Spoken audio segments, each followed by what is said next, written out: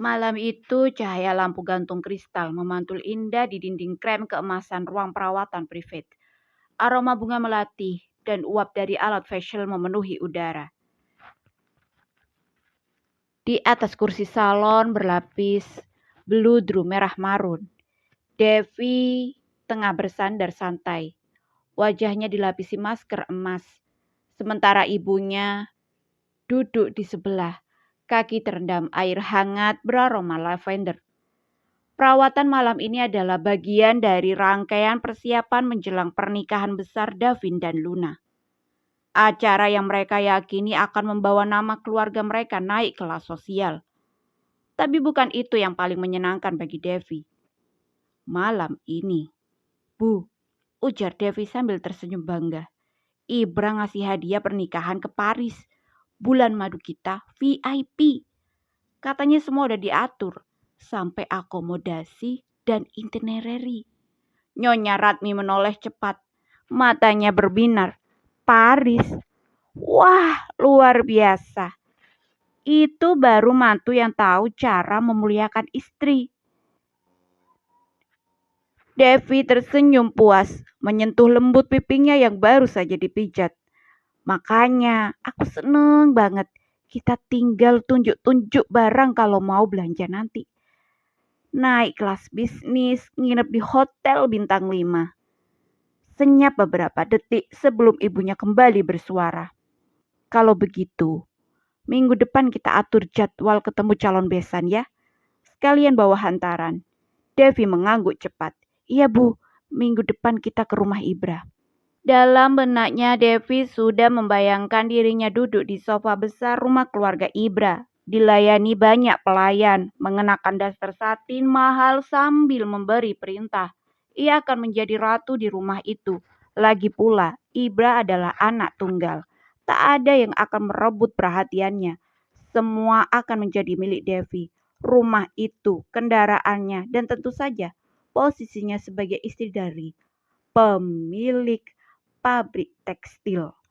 Sementara itu, Nyonya Ratmi menutup matanya dengan timun dingin, tersenyum puas di balik masker wajahnya. Masa tua yang tenang. Akhirnya tercapai juga batinnya. Tanpa suami pun aku berhasil membesarkan anak-anak yang sekarang sedang menuju kejayaan. Ia memijit pelan lehernya sendiri sambil bersyukur dalam hati. Baginya, ini adalah klimaks dari perjuangan panjang sebagai orang tua tunggal. Dan ia yakin anak-anaknya akan membawa nama keluarga mereka jauh lebih tinggi dari yang pernah ia bayangkan. Esok paginya, Mentari baru saja menyempul malu-malu dari balik awan ketika Rania melangkah keluar rumah. Ia mengenakan tunik sederhana berwarna pastel dan jilbab pasmina yang dibalut rapi, membingkai wajah teduhnya yang tampak mantap. Di punggungnya tergantung ransel kecil dan ponsel di tangan yang sejak tadi menampilkan daftar kos-kosan yang ada di sekitar kota. Ia tidak memberitahu Arka, ia hanya meninggalkan pesan singkat di meja dapur. Aku keluar sebentar Kak, ada yang perlu aku urus. Hari itu, Rania memutuskan untuk mencari rumah kontrakan kecil atau kos-kosan baru. Bukan karena tidak betah tinggal di rumah Arka, justru sebaliknya. Ia sudah terlalu nyaman, bahkan mungkin terlalu dilindungi. Tapi justru karena itulah perasaan tak enak hati mulai tumbuh. Sudah cukup lama ia menumpang di rumah itu. Dan selama itu pula, Arka tak pernah mempermasalahkan apapun. Bahkan sebaliknya, pria itu terus-menerus membantunya, memberinya ruang, kepercayaan hingga dorongan untuk bangkit. Dan Rania tahu, kebaikan sebanyak itu tidak bisa terus ia terima tanpa merasa berhutang. Dan ia tidak ingin rasa nyaman itu berubah menjadi beban bagi Arka atau bagi dirinya sendiri. Ia sempat mempertimbangkan untuk kembali ke kontrakan lamanya. Tempat itu penuh kenangan. Ia suka suasananya. Tenang, sederhana, dan nyaman. Tapi tatapan miring dari beberapa warga sekitar, fitnah yang sempat menjatuhkannya belum sepenuhnya hilang dari telinga. Dan bisik-bisik mereka membuat hatinya mengurungkan niat. Ia tahu belum waktunya kembali ke sana. Jadi, dengan tekad bulat, ia menyusuri beberapa gang, bertanya pada orang sekitar, dan membuka aplikasi pencari kos-kosan di ponsel. Ia mencari tempat kecil, tak perlu mewah, asal cukup bersih dan tenang. Meski hatinya terasa getir saat mengingat bahwa ia harus meninggalkan kenyamanan rumah Arka, terutama setelah semua yang mereka lewati bersama. Tapi ia tahu, inilah yang benar. Terima kasih Kak Arka, gumamnya pelan saat berjalan. Baru beberapa langkah keluar dari gerbang kos-kosan yang baru saja ia survei. Ponsel Rania tiba-tiba bergetar. Nama Mbak Murni tertara di layar. Hatinya seketika berdesir tak tenang. Ya Mbok, ucap Rania cepat masih di tepi jalan. Suara di seberang terdengar terguncang. Napas Mbok Murni berat, terburu-buru. Mbak, Tuan Arka pingsan Mbak. Langkah Rania langsung terhenti. Apa? Astagfirullah, ucapnya nyaris berteriak. Pingsan? Di mana? Kenapa? Saya nggak tahu pasti Mbak. Barusan saya lihat beliau lemas. Terus tiba-tiba jatuh di lorong kamar. Saya panik. Sama Ibra langsung dibawa ke rumah sakit. Rumah sakit mana Mbok? Tanya Rania cepat. Degup jantungnya semakin tak beraturan. Mbok nggak tahu rumah sakit mana. Mbok belum dikabari lagi. Ponsel di tangan Rania hampir terlepas. Napasnya memburu. Dan tanpa berpikir dua kali, ia berbalik arah. Langkahnya berubah menjadi lari. Ransel di punggungnya memantul-mantul. Jilbabnya terhempas ke bahu.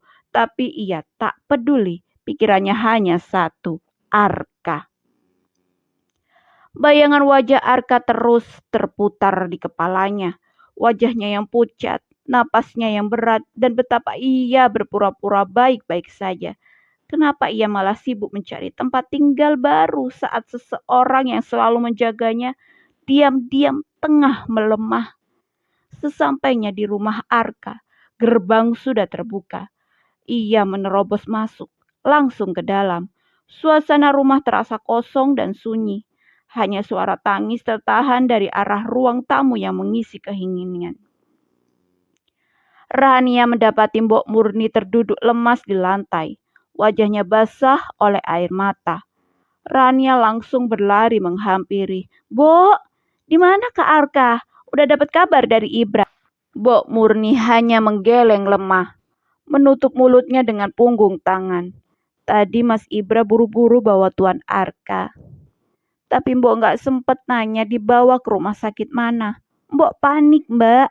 Mbok nggak sempet ngapa-ngapain. Handphone Mas Ibra juga belum aktif lagi. Rania tertegun, napasnya tersengal, dada terasa sesak. Ia mengusap wajahnya yang mulai memanas. Ya Allah, Kak Arka. Pintu ruang tindakan itu terbuka perlahan. Seorang dokter pria keluar. Dengan langkah tenang namun berat, wajahnya tidak menunjukkan senyum, hanya tatapan penuh empati. Tangannya masih mengenakan sarung tangan medis, dan jas putihnya sedikit kusut oleh tekanan situasi. Arga langsung berdiri dari bangku tunggunya, melangkah cepat menghampiri. Tatapan matanya tajam dan penuh harap. Di belakangnya, Papa Halim dan Mama Marisa menyusul dengan cemas. Sementara kakek dan nenek berdiri dengan tubuh gemetar, bertopang pada tongkat masing-masing. Dokter, suara Arga nyaris serak. Bagaimana kondisi adik saya? Gimana Arka? Dokter menatap mereka satu persatu, lalu menghela napas panjang sebelum akhirnya berkata dengan pelan, namun jelas, sebuah kalimat yang langsung meruntuhkan harapan yang tersisa. Maaf, kami sudah melakukan segala upaya terbaik, tapi Tuan Arka tidak berhasil diselamatkan. Kata itu jatuh begitu pelan, tapi menghantam seperti palu godam.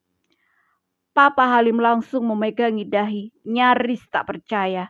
Mama Marisa menahan tubuh Arga yang mulai goyah. Pelukannya erat, seolah ingin menahan ambruknya dunia. Di sisi lain, Kakek dan nenek gemetar hebat. Tongkat di tangan kakek nyaris jatuh saat tubuhnya limpung. Suaranya parau seperti keluh dari dada yang tua dan penuh luka. Dulu engkau ambil anak dan menantuku. Sekarang kau ambil cucuku. Kenapa ya Allah? Suaranya bergetar penuh duka. Banyak sekali luka yang harus kami saksikan. Sementara kami yang tua renta ini, tak juga engkau panggil. Nenek mengangguk setuju sambil terisak. Kami lelah, kami sudah tua, tapi justru yang muda satu persatu pergi mendahului. Tangis pecah di lorong itu. Keheningan berubah jadi ratapan. Udara menjadi berat. Arga berdiri mematung. Tatapannya kosong mengarah ke pintu ruang tindakan yang kini tertutup rapat. Seolah dengan tutupnya pintu itu, tutup pula bab terakhir dari kehidupan Arka. Papa Halim akhirnya angkat bicara, mencoba mengambil alih kendali yang mulai goyah. Paman akan urus semuanya. Jenazah Arka, pemakaman, pengumuman, semua. Biar paman yang atur. Suaranya tegas namun parau, seperti sedang menahan gejolak duka yang tak sempat ditumpahkan.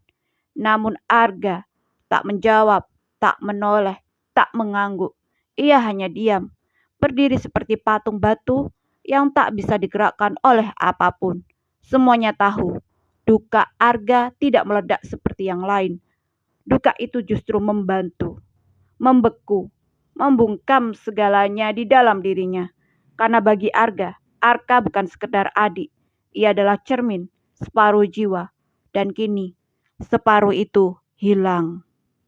Ruang rias hotel itu semula dipenuhi tawa ringan dan suara riuh para perias. Luna duduk di hadapan cermin besar mengenakan jubah satin putih. Sementara beberapa make up artis sibuk membantu riasan flowers di wajahnya. Ia baru saja menyelesaikan akad nikah beberapa jam lalu.